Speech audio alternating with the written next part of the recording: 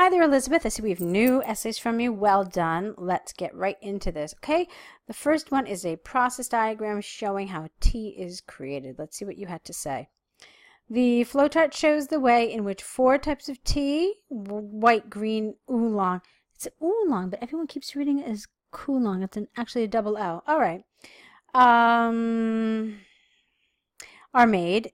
In addition, it is illustrated the process of how any kind of tea is provided with scents. Okay, this is clearly a translation from your native language. This is not, and I say that because I hear a lot of people speak and write like this. You can't use this construction like this. Instead, you could say, and we don't say it's provided with scents. So what you want to say instead is, in addition, the process of how any kind of tea is scented is also illustrated. Okay, that was one way you could have done it. All right, moving on. Overall, there are between 3 to 6 stages in the whole tea. You can't say producing process in the tea. In the production of tea is how I would have said this, for the 4 types of tea. The process begins with the suitable fresh leaves being chosen, cleaned, and withered. Let's see. Selected. I'm just checking to see that you haven't missed anything. So chosen, cleaned, and withered. Okay, chosen, cleaned, and withered. Well, yeah, except don't forget that white tea is not withered, okay? So, yeah, so this is not accurate. Here we go. Excellent. You see, I jumped to the gun. You already said that. So, and ends with the last stage of drying, with the exception of white tea where leaves are not withered. See, I rushed to say you didn't say it, but you did. So well done. Then it is after the final stage of drying where the aromatization of tea takes place. Okay, fine. Let's see.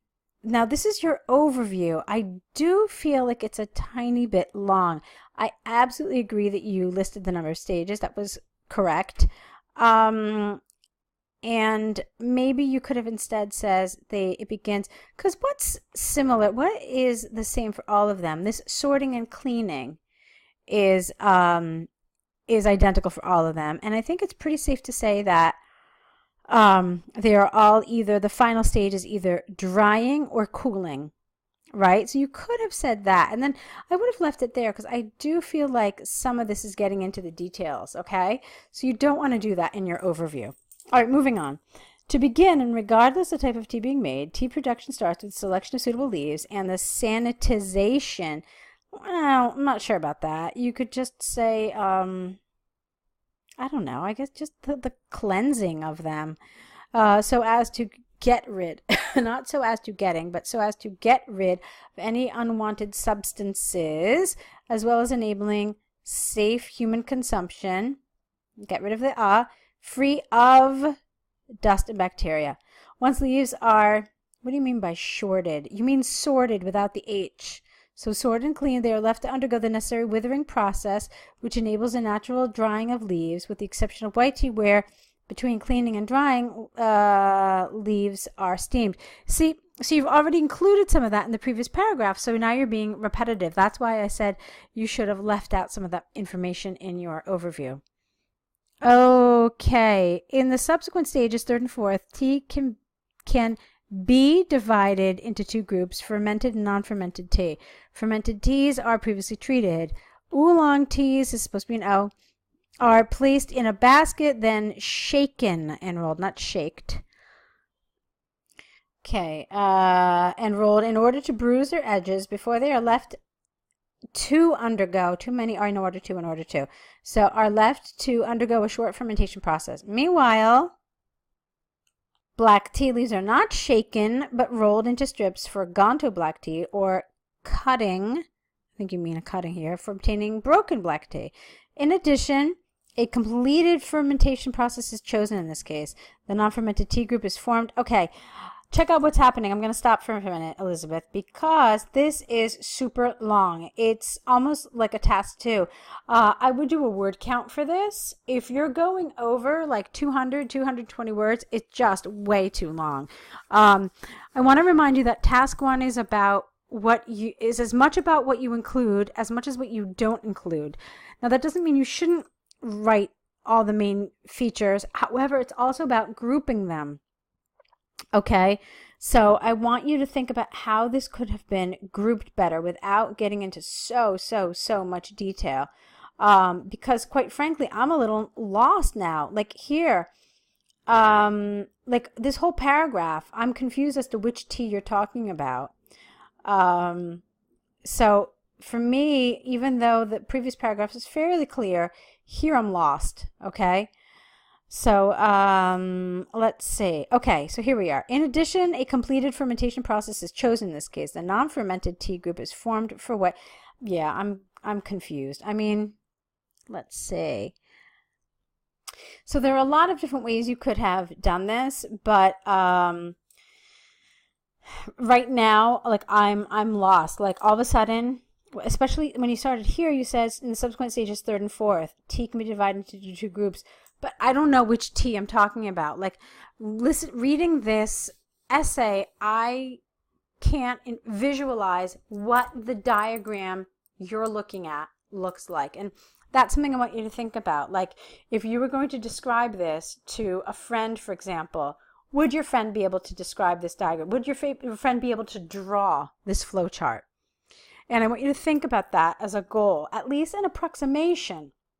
So how would you have to describe it for someone to be able to draw this without actually looking at it, okay? And that's what an ideal task 1 will look like. Here, I'm confused. Like, I don't know where I am. I'm reading it, and I don't know where I am, okay? So, all right, let's see. Okay. The non-fermented tea group is formed for white and green tea. White tea production is the shortest of them. You see, I would have put this way in the beginning about white tea. I think you could have knocked off white tea very easily. So once you talked about the fact that they're all sorted and steamed, this is what I would have done. I would have said that white tea is the simplest process because it is simply steamed and dried, and then you're done. Then what you're left to do is talk about green, oolong, and black. So you could say that they all share the withering process. However, they then differ in the following stage. Okay, and then I would have talked about these, I would have talked about the pan frying, okay, and then I would have said its next step, the rolling and shaping, is similar to the other 2. So the oolong and the black also have this kind of rolling. Now, of course, this is shaking as well, but you could have, discussed that as well. Then you could... Oh, yeah, and check this out. It says rolling and shaping or drying. So you could have said that, and then you were done with green tea. So that leaves you just to say that, these 3 all share this, but then how they differentiate is that black has full fermentation, but oolong has short fermentation, after which both are fried, okay? First, oolong has a pan frying, and then it is dried. But for black tea, the frying is actually its drying process. So, I mean, I think that if you do it like this, it becomes a little clear. Okay, so it involves the 3 stages, leaf selection, singular, and cleaning, steaming, and drying, whereas green tea involves 3 additional stages between leaf preparation and the drying process. In green tea manufacturing, once leaves are sorted, no H, they are left for withering. Following this, tea can be pan-fried, steamed, or fired before they're rolled and shaped. Finally, the last stage in the whole tea production is the drying process, which can be natural in white, green, and oolong tea, or firing for black. Careful with your typing. However, jasmine is also added in green tea if dried. Furthermore, tea can be scented after drying by adding aroma from flowers and fruits, and then being left for cooling. So again, this is really long. It's too long. Check your word count, and maybe that's one thing you could do. Maybe you can. Really, I think a lot of all this information here was super, it was just too detailed. Let's go to the second one. Okay. Moving to regional locations, let's see what you said. Experts throughout both the developing and developed world here have debated whether or not local governments should encourage companies to establish their businesses in regional areas. Such initiatives could be promoting the dynamization, I don't know what that means. I think you spelled it wrong or it's the wrong word, of local economies, yet companies may not experience a satisfactory turnover. What do you mean by turnover? I think you may be using this word incorrectly. This essay will discuss the advantages and disadvantages of companies expansion. Companies you want to use an apostrophe, or even better would be the expansion of companies to rural areas, using examples from the UK government and Apple to demonstrate points and prove arguments. Okay, fine. So on the one hand, there is ample evidence that local economies might be stimulated by new companies. The central reason behind this is twofold. Firstly, if new companies were opened, additional posts could be created, hence increasing the employment rate in small cities. Secondly, these minor regions could awaken the interest of their neighboring towns' potential. I think you want an apostrophe here. Neighboring towns' potential customers, careful with your spelling, due to the lack of competitors in the area. For example, recent empirical research by the UK government demonstrated that 80% of all IKEA clients came from nearby towns, is right here, nearby. Came from nearby towns and, okay, yeah, no, there's something wrong with the syntax here. So, recent empirical research by the UK government demonstrated that 80% of all IKEA clients came from nearby towns. Now, what you're saying here, the way you phrased it, is as if the clients are witnessing a significant growth. So that's not what you mean. You want to say that as a result, the company witnessed significant economic growth, not the clients, okay? Therefore, it is conclusively clear that setting up new businesses in small cities may encourage, without the S, local prosperity. Fine. Let's see. On the other hand, although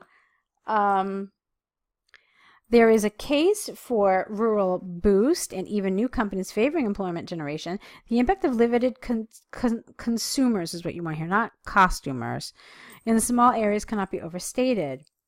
This is largely because in areas where population is scant, companies' desired targets may not be met within one E only. For instance, an extensive study from Apple showed that over 80% of business success is intimately linked to the chosen location.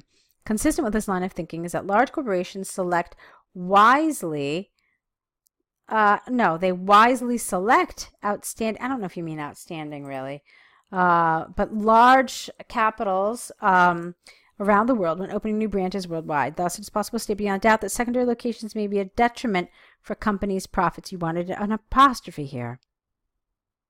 Okay, fine. So to conclude, it could be acknowledged that even though companies in minor cities may imply that economy grows locally, companies apostrophe, you need an apostrophe here. Capital gains could be affected by the limited market and demand. However, it is predicted that large corporations such as Zara, Inditex, Zara and Inditex will increasingly be opening new branches in secondary cities around the world. Okay, fine. Really, it was a good job. I like this. I mean, there were some little things throughout, but on the whole, it was a nicely written essay. So for me, what I really want you to work on is that task 1.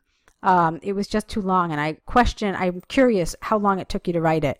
Because remember, you don't want to spend more than 20 minutes. So, I'm not sure if you have any more essay corrections left. If you do, I would love to see more. I really would like to see some task 1s from you. But I wish you lots of luck with everything. I do hope I get to see more essays, but no matter what happens, I wish you lots of luck with your exam. Keep on writing, keep on practicing, and best of luck in the exam.